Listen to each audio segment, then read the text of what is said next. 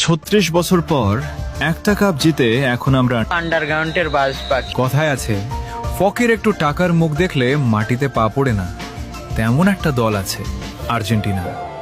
2022 বিশ্বকাপ জেতার পর এমন ভাব ধরছে মনে হয় ফুটবলের জন্মটাই বুঝি 2022 সাল থেকে হয়েছে।